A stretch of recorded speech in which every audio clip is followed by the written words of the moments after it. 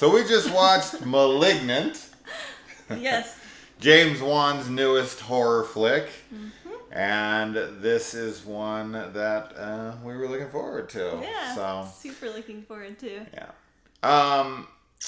As far as the plot synopsis goes, I guess as much as the trailer gives away, there's this girl Madison, and she's having dark visions of a killer.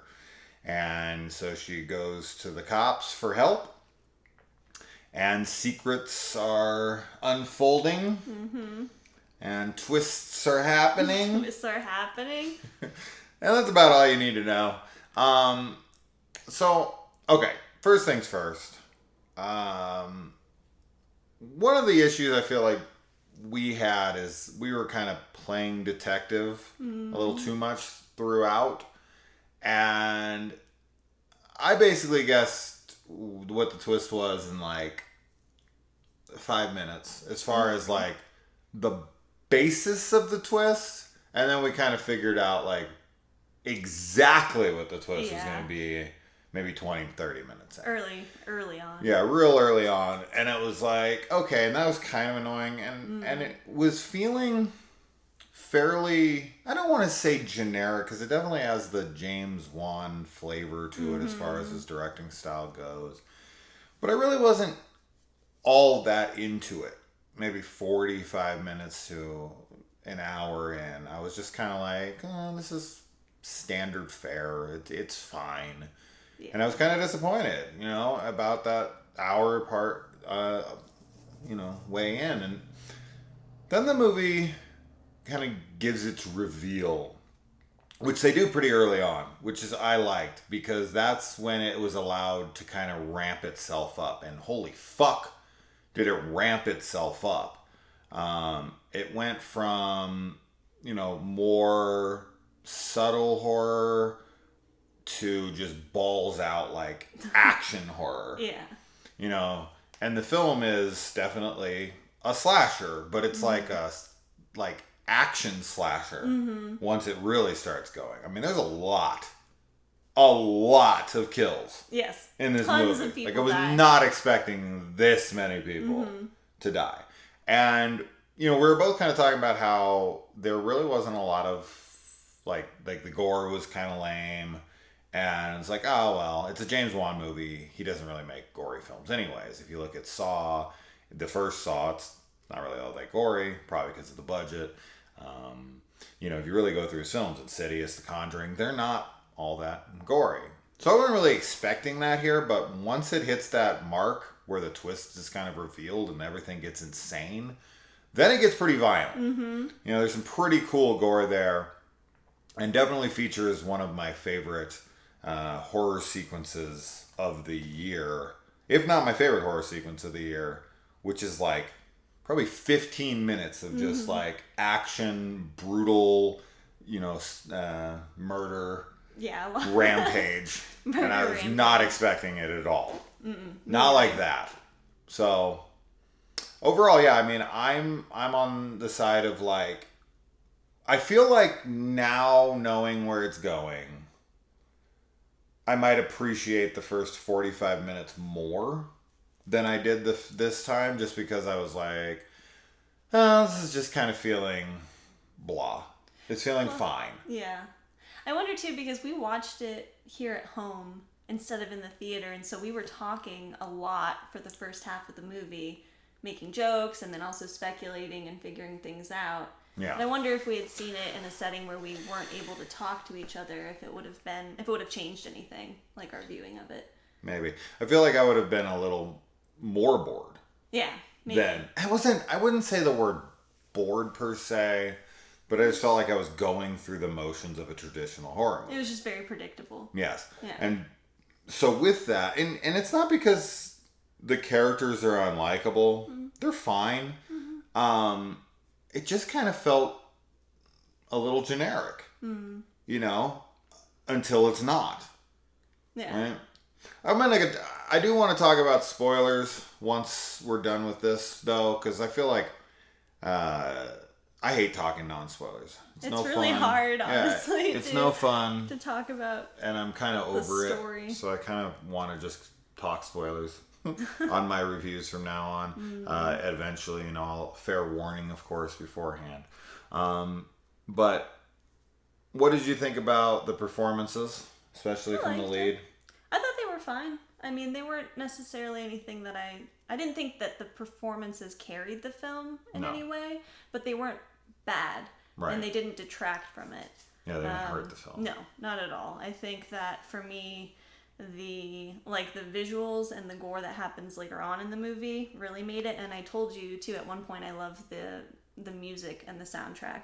I think that the audio design is really cool. It had this kind of like 80s, 90s feel to it, but the song obviously that they used was "Where Is My Mind" by the Pixies, but just one portion of it. But I thought that was really cool, and yeah, the performances were fine. What about you? What did you think? The music definitely has an 80s vibe to it at times, but more modernized, which I always do like. As far as the performances go, it's all just fine. It serves the film. Nothing's too memorable from any of them. They're not characters that I don't dislike them and I don't not care about them, but I don't love them. Oh my God, hope nothing happens to them. Yeah. In fact, actually, the one character I was upset, I don't want anything to happen to this person, is this random forensics girl who's hitting on the cop in the movie. She's so cute. She's so innocent, endearing. I was just no, don't do anything to her. Yeah. So that was funny because that was the person I cared the most about getting hurt in the movie, which is not the character they were trying to make me care about at all. And I mean, it's hard to not talk spoilers about it, but I kind of felt like the two main characters, their relationship was believable, but not as I wasn't as invested in it as I think was maybe the intention. And it's mostly just because we don't get a lot of time with them, in general before anything starts happening. So there's no build up of that relationship. It's just kind of this is the relationship, and then trauma and murder starts happening. So they're kind of bonded in that way. This I can say. So if you're watching this movie and you're maybe 45 minutes in or something, and you're oh, this is just not what I thought it was going to be. This is not something that I'm loving, this and that. At least wait for the reveal to happen and then the carnage to start. And if you're still not into it by that point, then you can shut it off. But at least give it up till that point. Because it really does take a pretty dramatic turn. Even if you can guess, like we did pretty early on, what's going to be here, I feel like if they cut out certain things and maybe were a little more cryptic with what they were saying or doing, I felt like they were leading their audience a little too much. Yeah. There was a couple scenes where I looked over at you and was did they really need to say that out loud? We got it. We know who that character is. We know, you did a good enough job visually to tell us who a character was with a cool transition shot that it was then the character had to be oh my God, it's this person. Yeah. You're bro. It's we know. Figured that out already. Come on. Have a little bit more faith in your audience. But, I mean, James Wan is making a film for the masses. And the masses aren't that bright. So if you know that you're going to be making a film to appeal to a large scale audience, you might have to dumb things down like that and be hey, we need to kind of maybe not make this too confusing. Otherwise the fucking audience is going to check out. Yeah. Right? And I feel like that is kind of a fear when you make films for a larger scale audience. Yeah, I think there could have been more red herrings too, not just more cryptic and vague stuff with what the twist ends up being. But if because I don't know what else the twist could have been. Right, there wasn't anything else that you would have thought it was. I mean, in the beginning I said something which kind of ended up to be the thing in a way, just slightly different. There's only one twist that I didn't realize was happening in that moment. I don't know how you could have, but I guess you could have. But anyways, let's jump into spoilers. So yeah, if you haven't seen it, this would definitely be the time to shut it off. But definitely check it out. It's on HBO Max if you don't want to go to the theater.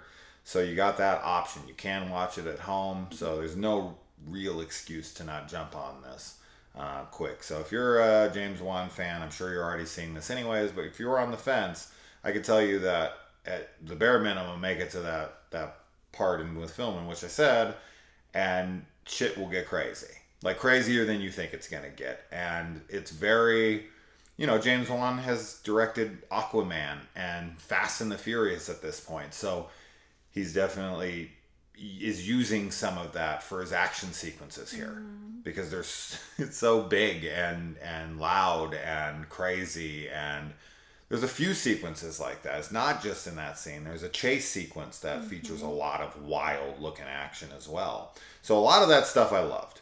And overall, I think like if you take my entire opinion of the film and push them together, then it kind of comes out to it was pretty cool. It was good.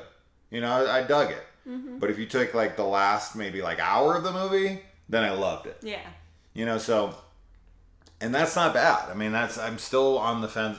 I'll say very good. Very good. Yeah, very good because of how obvious the twist was and how lacking the beginning felt. But outside of that, everything from this point on, awesome. So. Yeah, I'd agree. Yeah. So spoilers from here on. Adios, everybody who hasn't seen the movie or wants to stick around for the spoilers anyways, because there are people like that who don't give a shit. Like, I'm not watching this movie. Right. Tell me what happened. So, spoilers. Yeah, I mean, okay. The one thing I did not expect or figure out, or was actually kind of surprising to me, was that the mom was in her attic. Yes. Now, how that's possible, I don't really understand because her mouth isn't gagged. Is it? Actually. I don't think it's gagged. Because I think she's talking to Gabriel. Yeah. Or not. I don't know. I don't know if she talks to him. I feel like she'd still just be smashing around. And there would be tons of noise. She'd be hearing her. But it doesn't matter because the only person that's in the house is Emily. Madison. Right, who's Madison in the is house. aware all the time that she's not Gabriel, though. Is she, though? 100%. I don't know. Because the way they were kind of talking about it was sort of like... She controls everything she sees? Yeah, that he's kind of making she was never even sleeping. Married. That would be insane. Gabriel knocked her up himself and then fed on his own inbred fetus. Oh my god. They forgot to remove his dick. It's still in her back. Well, okay, what it could be though is that even if she did hear something, that if he was, controlling her perception, then it could just be like, oh, that's a rat, or oh, that's whatever, right? Like that's possible. That's a good explanation. You know what I mean? Like she could have just written it off as something else. But the cops are in the house. Yes. Her sister's in the house a lot. Her sister spent the fucking night there with the girl upstairs, so that doesn't work. Yeah. I don't know how much time has passed between when he gets the mom and when all this starts happening. At the beginning. Yeah, but I don't know what the length of time, how many days passed, because it's also possible she just passed out up there. At least a couple days. Yeah. At least a couple days. And her sister spends the night at least one of those nights. Yeah. If not more. Yeah. So, yeah, I don't know. The mom in the attic thing is a stretch. It is. I love it though, cool. When she falls through the fucking floor and everything. I mean, what's up with the wood in that fucking house though? It's old. She just falls right through. It's been raining a lot. There's just rot. Yeah. I assume it's because Madison's freaking out when they're regressing her with hypnosis and things are kind of the lights start flickering and everything. So something happens with that and the structure that makes her fall. I feel like if it's any kind of film like this, I mean, you can't question too much. Yeah. Just because you're just going to take the fun out of things, right? Yeah. Your joints don't go, all of a sudden, she has superhuman strength, right? And her joints go backwards and she's running around and that's not physically possible, right? So, there is a stretch going on here anyways. But I just feel like that's her body. Yes. And her body is, supernatural in a way. It's beyond our comprehension of physical attributes, right? She's able to do things that no one can or would be able to do. So that we have to kind of accept. Yeah. But her sister not being able to hear the girl in the attic, I don't know. That seems like a stretch for me because her sister is normal and this is set in a world where the same rules apply Yeah. outside of her body. Yeah. So, but anyway. You have to suspend a bit of belief for that, right? But it's funny because, like, when we watch movies, we tend to pick it apart logically most of the time. But it is supernatural. Like, it's not... Absolutely. He's controlling electricity. Yeah. He's speaking through radios. I mean, it's definitely supernatural in there. And he looks like a fucking alien. He totally does. I mean, he looks like a straight up alien. He's so slimy. He looks like Quado from Total Recall. Yeah.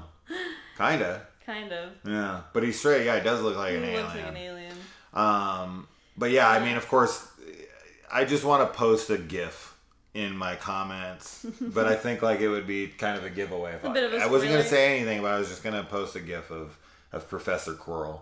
Oh, yeah. From Sorcerer's Stone. Yeah, that is what it... Because that was like exactly what I said. Oh, yeah. I looked over and I was like, I'm Professor Quirrell.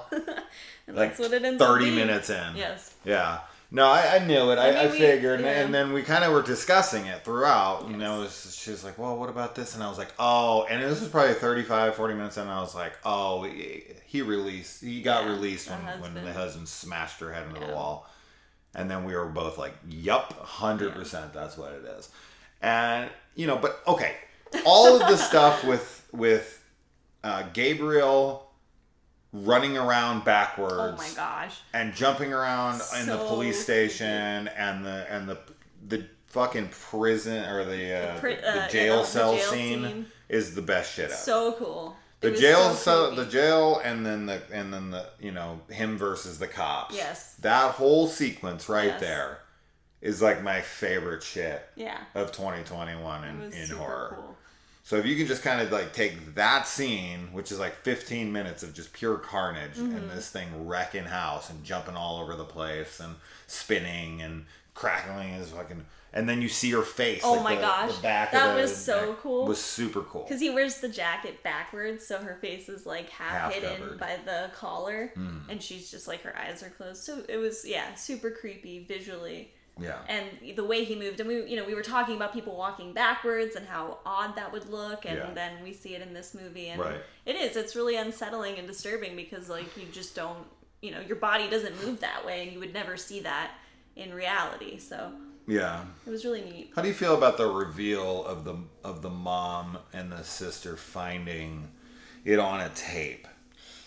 I don't know how I feel about that. I feel like it would have been cooler had she just been like... Yes. That's what I was kind of hoping would happen. I was expecting it was going to happen for sure. Me too. I don't know though. Like, to be I'm honest, 50-50 on it. I kind of thought it was going to happen at the very end of the movie. I did too. Like, I'm I thought so it was glad just, that didn't happen. I am, I'm glad as well because it made, obviously, all of that other cool action sequences possible. But yeah, I thought it was going to come at the end with her, like, turning her head and then he's back there and you're like, what? Like, so the videotapes are fine. It's fine for them to figure it out that way and see, but I don't know. I don't know how else I would have done it if I could change anything about that. I think it works because it's early enough in the movie that then you get all this time with Gabriel being attached to her and seeing how he controls her, but it's just that we predicted super early on in the movie that was going to be what happened. I predicted that she didn't kill her sister either, and that she just was controlling Gabriel's mind. Now, the ending, to me, is a little silly. Yeah. I get it. She doesn't want to die, but I feel like she needs to. But because it makes no sense to just keep him locked in there because there's no way that he's not going to break out like, at some point. Like, who would even want to be around her? Right. I'd be like, sis, okay, peace. well, like, her head, like, seals up. Yeah. Which, like, we were joking about how somebody would just, like, touch the back of her head and there's just, like, a face there. But it's, her skull closes around him. Yeah. But the skull was still open. So, like, presumably at some point he's going to get strong enough to break out again. And then she wouldn't necessarily even know that she was being controlled because, he controls her reality whenever he's in charge. He could have been controlling that she thought she was in control. Maybe. Right? Yeah, so I think... That's for Malignant 2. I think that she definitely should have killed herself. Yeah, she should have. Or at least tried to herself. cut him off. No, we know that's not possible. Yeah. But maybe if she shot the back of her head, just half of her brain, she can just... No.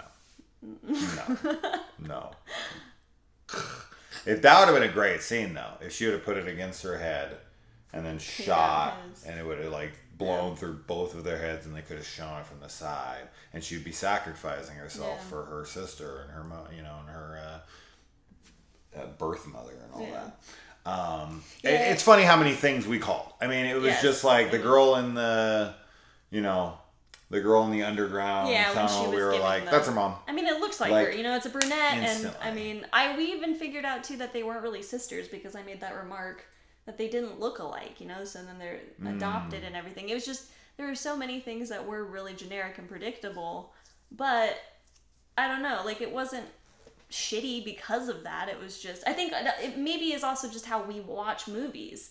Like some people watching that might not have figured any of that out, and it might be very exciting and like definitely takes the fun out of it. It does. So I mean, if we could just like lobotomize ourselves. But the sister relationship was the thing that I was talking about earlier that I didn't find super I found it believable, but I didn't find it really compelling, I guess. Like, they had fine chemistry and everything was okay with how they were acting on screen together, but I just was like, I didn't feel like there was any backstory about how close they were as children or anything. Like, the only time we really see them as kids... The movie's almost 2 hours long. I feel like that would have just been too much. It probably would have, but just for me at least, like, and because I love sister stories, I think it's really because I have a sister, so I can relate to characters that have that kind of sisterly bond with another. Mm-hmm. But the only time you see them in the past is when she is being controlled by Gabriel with the knife and the cake, and it's the mom's pregnant belly. Right. And so, and then we also find out that her shitty fucking husband that was abusing her didn't let her talk to her sister. So she hasn't even had contact with her sister for like X amount of years. Right. And then all of a sudden she comes in and like that's what I mean. I get it, like there's trauma, you can rekindle the whatever bond that was there, but because that was such a big part of the end and of why Gabriel was kind of like hunting them down, like not only was he hunting down all the doctors, but he also wanted to kill the sister because he was jealous. Yes. I think that it would have made me a little happier to see that kind of have been more of a key element of the movie. But like I said, it wasn't unbelievable that they were, that they cared about each other and that was a bond they had. It just wasn't explored as much as I would have liked, I guess. Yeah. But it is almost 2 hours. It didn't bother me at all. Yeah. I believed them. Mm. It was as much as I needed from them. Mm. I guess, I don't know, like the detective plays this role in the movie, but then he's kind of stabbed, and his fate is left kind of unknown, which I thought was kind of odd, because he is kind of a main character, and then he's just left on the ground with a trophy in his arm, and then it's just credits. Yeah. And it's like, okay, which I don't need closure or resolve on that, I suppose, but it just felt like he was kind of thrown away in the end. But I don't need him to save the day either. No. But I definitely think she should have killed herself. For sure. Yeah. And I think the detective should have died. I think he should have thrown that trophy right into his head, because that would have been shocking, and we would have had, we would have known what the fuck happened. Well, if both detectives died, I mean, they're the only ones alive from the police station that saw Gabriel, like, in his full form. Yeah. So, Don't you feel like she's going to jail? That's what I mean, but if both of them died, then 100% she would go to jail. Yeah. I feel like she'd still be going to jail anyways, no matter what they said. Like, on film, she's killing everybody. Yeah, but you mean like on the police cameras? Yeah. Well, but they would see the back of her head and see how she's moving. I don't know. That'd be a tough case. Who the fuck wants that case? I don't want that case. No. That'd be a real tough, because that's always, I've thought about this way too many times in all of the horror I've watched.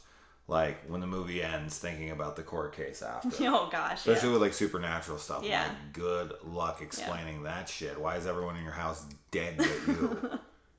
That stuff it always is a funny thing to me in horror movies, because it's just, what are you going to do? Call Ed and Lorraine Warren. Yeah, right. But yeah, predictable, but... And the most, I talked about that right after I watched it on my Facebook group, and I got like maybe a few people that were like, yeah, it was super predictable. And then there was actually someone who was like, I didn't see any of it coming. Mm-hmm. So it's not impossible that you're not, gonna not get it, but maybe you won't have gotten it, and that's cool. Mm-hmm. Yeah. You're just an idiot, and we're geniuses. Duh. Duh, dummy. Duh, dummy. So yeah. Anyways, so that's our thoughts on Malignant.